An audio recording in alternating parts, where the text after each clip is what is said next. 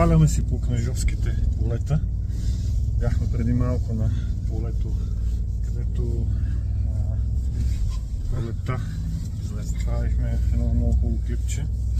След поле ожинато пшеница с шелбърн, доста добре покрито. Боби Горанов, съпругото му. Тук бяха насяли една сеялка царевица, една сеялка соя. Сега ще го покажа. Още тук блока е от лявата страна. Обаче аз искам да се възползвам от случая, че много пъти с Боби си говориме за тая работа, за този шелбърн. Това, от което той е най-доволен от него. Сега първото, Боби, пилее ли този комбайн? Стърви ли? А не комбайна, хедър. Стърви ли този хедър, че хора, дето въобще не са ги видяли на живо, говорят всякакви неща, не събирал, не обирал. Мога да покана да дойдеш като се стопи снега, да влеем блоковете. То беше хубаво преди да изорят. Само в моите блокове нямаше самосевка. И то все още няма. Има само по краищата, където женем по посока на редовете. Да, в краищата там се изтръска комбайна, нормално е. В краищата имаме самосевка, но вътре в блока няма едно зърно. Няма поникнало, няма паднало. Поникнало. Да. И стига да женеш правилно и да не чакаш да презрее полето. Да. Тогава може да има малко загуби. Следим влагата, падне ли на 14, влизаме и женем. То тук е и тънкият момент, нали, да не чакаш да пресъхне, а да влезеш в точния момент. Тогава и сламата е зелена. А тук е, нали, това ти правиш доста семена, това не е тайна, доста хора знаят, купуват си от тебе.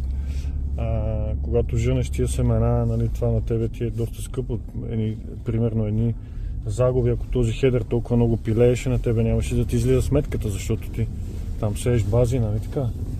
Доколкото... И бази, и предбази имаме. И като падне под 12 влага, пада кълнеността. Това е другият тънък момент. Сега от тебе знам, че основното нещо, което най-много те кефи, е, че особено при ечемика не чакаш зърното, сламата да ти изсъхне, а си гледаш влажността на семето, на зърното. Зърното падне ли на 14 градуса, не чакаме. Почва да го прибираш. И знам, че в последните години сламата си ти е зелена и ти си влизаш и женеш. И противопожарно, по-добре. Всичко е зелено, когато се... Всичко е зелено. Даже и прах няма. След един месец може да гори, да се пали. Да, забелязал ли си? Това най-вероятно не ги интересува много хората, но забелязал ли си, че зърното е по-качествено? Ти си ми коментирал това. Примерно отсевките после ти по-малко, там по-добър рандеман ти дава. Нямаш толкова начупено. Заради това, че не се меле вътре. Всичко е най-големия ефект е в разхода на гориво. Колко е? Тая година за първ път паднахме по 4 литра. На декар? На декар общо. Общо всичко? Общо на цялото стопанство. А жътвата, как я отчиташ там? Около 600-800 грама. 800 грама. Това на много места сме го виждали, сме го засичали, нали, самия комбайн, докато работи, може бързо да се сметне, там дава разход на час. Това е, което сме виждали, 800 до 950 максимум сме стигали разход. Ето Боби го потвърждава, 600-800 грама му е това. Почваш колко, 10 дена по-рано? Когато ние свършваме жътвата, колегите не са почнали. Да, и Боби ще отива с лодката да си лови риба и праща снимки да ги дразни другите, да ги базика. Най-големия майтап беше първата година. Влизаме да женеме след един дъжд с една кооперация заедно. И първия ден женахме и те жената Чемик и ние. Завале дъжд. И на другия ден ние влизаме и женеме. Продължавате? Да, кооперацията влезнаха и после питат какво да правим. Чемик. Вика, с колко влага? Викам, още 14. Вика, нашия 17. Викам, не знам. Сортът е специален, нали? Той ще да от сорта. Добре, значи това, че свършваш по-рано жутвата, защото когато ти свършваш, другите тогава започват. Нали, то това не е само защото си почнал по-рано и защото на ден ти прибираш много повече с зърно. С един комбайн. С двете комбайни женем 1000 декара, а преди с конвенционалните хедери с същите две комбайни женехме 600-700 декара максимум. Така. И тук нали не говорим за 200-300 кг добив, някой да си каже.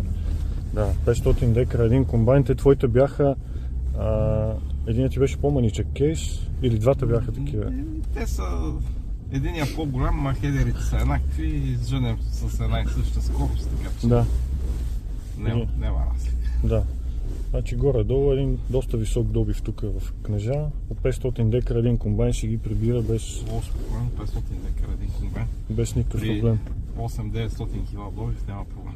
Я го кажи в тонаж, смятал ли си го на ден колко тона ти прибира? Защото в крайна сметка, Боби, това са парите, които ни стоят на полето. Колко по-бързо ще ги превежда склада? Един комбайн 400 тона жена спокойно днеска пшеница.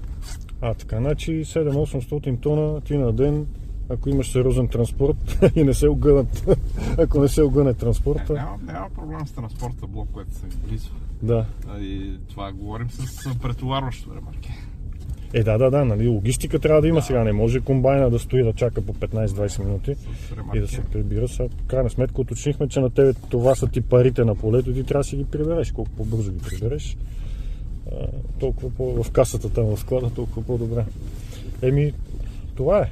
7-800 тона на ден с два комбайна, не знам как вижда. Такива хедери. Боби казва, който не вярва да дойде да види, добре дошъл е да заповяда. Няма нищо скрито покрито. Както винаги, ние сме казал, показал, доказал. И така, до нови срещи.